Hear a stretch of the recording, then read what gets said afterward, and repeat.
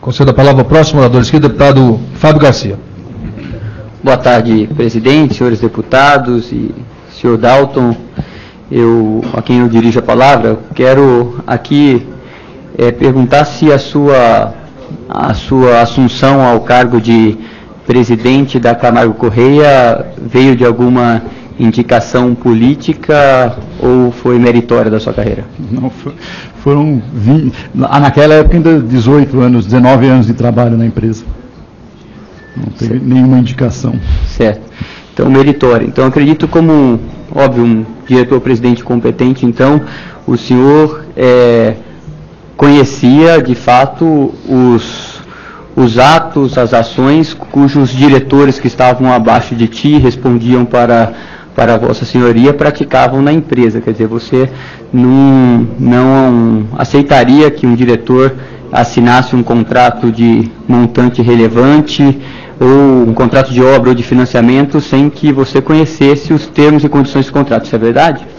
Sim, mas assim, você tem um nível de delegação na empresa, né, quer dizer, em que esses diretores eles apresentam o que vão assinar, mas eles tinham delegação para assinar, né, quer dizer, não era, dependendo, né, o contrato e sobre o que era, muitas vezes estava na alçada de uma determinada área assinar, né, quer dizer, não era o presidente que assinava, né. Eles reportavam a mim, sim, que estariam assinando, mas eu muitas vezes não entrava no detalhe de cada um desses contratos, né, na maioria das vezes até, né.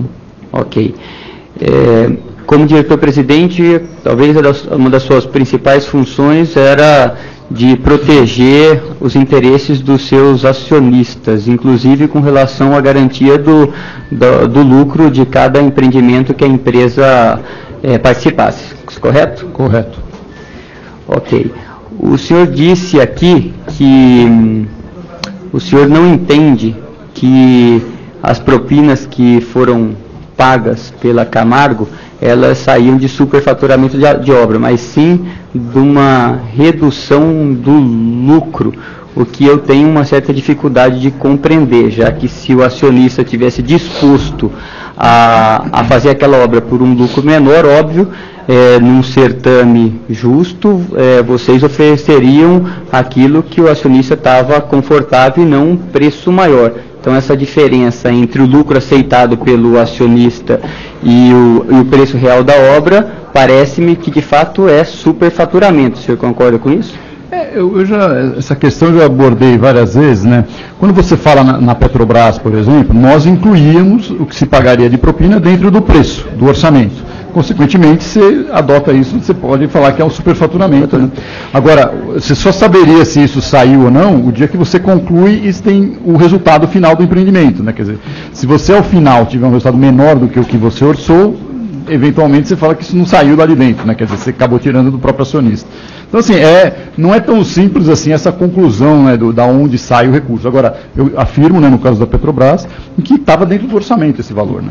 Bom, em sendo superfaturamento e essas obras sendo financiadas direta ou indiretamente a Camargo Correia, seja ela financiando o contratante da Camargo Correia, em alguns casos diretamente a Camargo Correia, há de se pensar que se, por exemplo, num projeto onde a alavancagem é de 70%, 70% desse investimento foi financiado pelo banco, incluindo esse superfaturamento, e 30% deste recurso financiado através de capital próprio, incluindo esse faturamento, já que não há como fazer distinção do que porque eu acredito que nem a contratante, nem a Camargo nunca tem apresentado ao BNDES uma planilha de investimento de CAPEX, onde distinguia preços e aí embaixo vinha superfaturamento ou propina. Então, acredito que ela estava distribuída naqueles itens ali previsto naquela planilha de CAPEX. Então,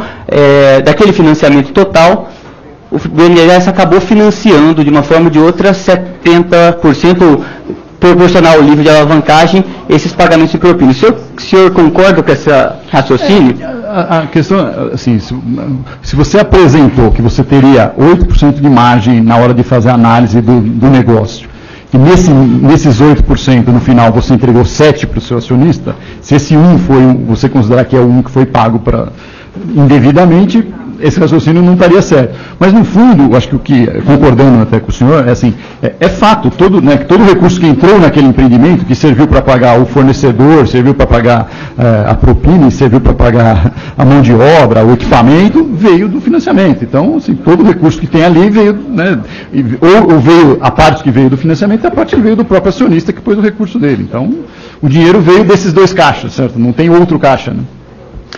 O senhor disse que vocês pagaram ou desembolsaram, se não me entendi mal, aproximadamente 600 milhões de reais em empréstimos direto ao BNDES, a Camargo Correia, no período que o senhor presidiu a empresa. Nestes contratos diretos do BNDES com a Camargo, houve superfaturamento para pagamento de propina? Não, e o que eu falei não é isso. Assim, o que eu mencionei são financiamentos em projetos em que a Camargo esteve envolvida, né, quer dizer, que tiveram recursos do BNDES. Não foram financiamentos tomados pela Camargo Correia, né, quer dizer, então não. E eu desconheço o pagamento de propina nesses contratos. Inclusive são contratos da área internacional, quase todos aí, né.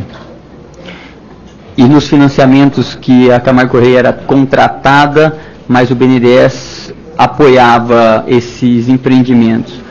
Tem algum que houve... No período em que eu fui presidente, acho que não houve nenhum caso em que houve financiamento direto para a Camargo referente a algum projeto. Não, estou perguntando agora indireto. Financiamento a contratante da Camargo, e neste empreendimento houve pagamento de propina. O senhor conhece algum? Não, desconheço. Exceto a refinaria do Nordeste, que houve financiamento do BNDES, né? E a própria Belo Monte, mas são nesses casos que já são conhecidos. Né? Nesses casos conhecidos, sim. Então, fazendo um paralelo, nós estamos dizendo que nesses casos, pelo menos, da refinaria Abreu Lima e também de Belo Monte, acabou que o BNDES foi levado a um pagamento superfaturado, e esse pagamento superfaturado da obra foi fializado para pagamento de propina. No final, o BNDES também participou de forma indireta do pagamento de propina, é isso? Sim. Para mim, eram essas as perguntas que eu gostaria. Obrigado, senhor presidente. Agradeço, deputado.